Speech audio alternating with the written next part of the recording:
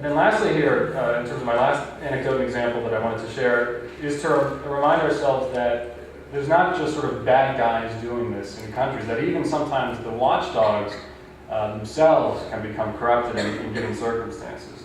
And this is from Uganda, which I was talking about a bit earlier, in East Africa, where journalists themselves have now become part of the problem. And of course, if you take a step back and think about effective anti-corruption systems that are ideally in place, journalists are always seen to be sort of at the tip of the spear. These are the sort of crusading investigative reporters, unearthing corruption, fighting on behalf of the public interest. But what happens in, say, Uganda when they become the problem, not the solution? So a quote from our notebook: "In my own experience as a journalist, I have witnessed cases where journalists who refused to pay kickbacks to their editors and their superiors were denied travel assignments, even when the story in question was their own beat. This, of course, is a financial strain on poor journalists who must depend on any help they can get. And just speaking from personal experience, we've done a lot of work in Uganda. Even the best journalists at the leading papers there basically don't make a living wage. They're all stringers for as many other outlets as they can find. They're basically half broke, so it's a truly kind of thankless profession. It's not possible to report these cases of extortion because the system is designed so that the journalist supervisor can respond to any complaints by simply labeling the reporter as, quote, uncooperative, which is a euphemism for refusing to take part in a corrupt practice. And what's so sort of discouraging and really scary about this kind of situation in a place like Uganda is that if this becomes fully entrenched and part of the way the game is played, it's really hard to see how a country works its way out of those corruption syndromes. When you have journalists themselves, again, the tip of the spear of the anti-corruption watchdog movement, participating in corruption, not fighting it. And just to wrap up briefly, when I sent the draft slides actually to Carlos, he said, well, you should really talk about what is life like for a lot of your journalists that work on these issues in these countries? And I said, okay, that's an interesting question. I guess we sort of just have internalized it. I don't talk about it a lot. So for all these case studies I just presented, these were prepared by local and country journalists, a lot of whom are really taking on personal risk by even working on these issues. These are not places that are particularly friendly or encouraged by journalists bringing scandals to light, playing the role of a public interest watchdog. There's a lot of serious high-level attention that is paid by governments to those that work on these issues, and they basically are working under constant threat. In some countries that might be threat of deportation, in others it might be physical threat. Certainly in countries like China and Vietnam, the technique that's used most often to quash these kinds of reports is simply to jail reporters or bloggers on very trumped up charges and just put them away in the system for years at a time. And in some countries, of course, in very extreme cases, it becomes sort of a bullet in the head, that sort of case.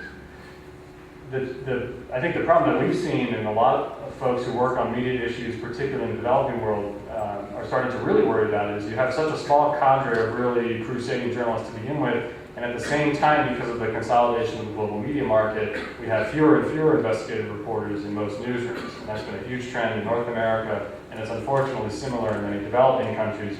And again, if you consider how poorly paid these folks are already, and then you start to shrink their editorial support, shrink the resources they have at their disposal to do their work, it becomes a very, very lonely profession.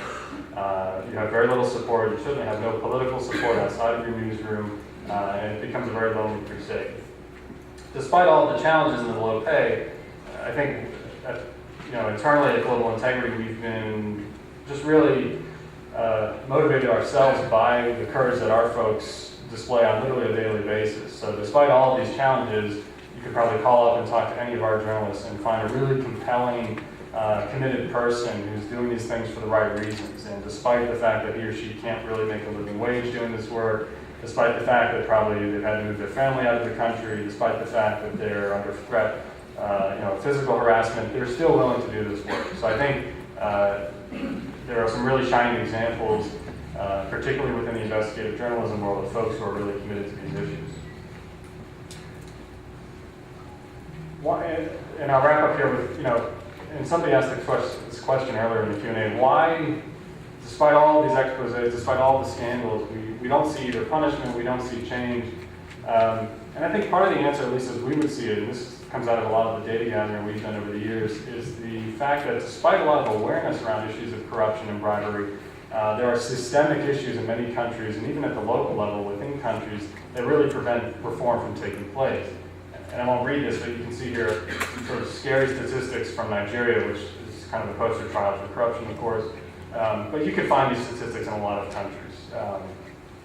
There are simply systemic blockages that prevent these kinds of reforms from moving forward, even if we know what the problem is. So in Nigeria, it's sort of just completely widespread bribery. I'd argue in countries like Canada and the United States and Western Europe, it really has to do with the flow of money through the political system, which has cemented, and we have data that's shown this for many years, has cemented the linkages in a very real way between politicians and private interests. So until that systemic linkage is really dealt with, whether it's eventually through public financing or something else, we could have 14 scandals a week and it really won't change things. There are, again, these perverse incentives that have been cemented in place. Yes, so I was talking, to just use the Nigeria example here again, why do these scandals continue? Part of the problem is where do you go? I mean, here's data, some recent data we had gathered about a year ago in Nigeria. Whistleblowing is a big, big problem there. We'll hear more about this from a colleague this afternoon. Whistleblowing is a huge challenge globally in terms of there being effective protections for whistleblowers, at least as we've seen the data. So you can imagine Nigeria, even if you want to take these problems to the authorities, there's a very low likelihood that anyone's going to pay attention and a high likelihood that there may be some retribution from even trying to blow the whistle. So again, it's sort of a systemic problem that begins to breed over time. And I'm going to wrap up there. Obviously, you can find us on the web and look forward to the questions. Thanks.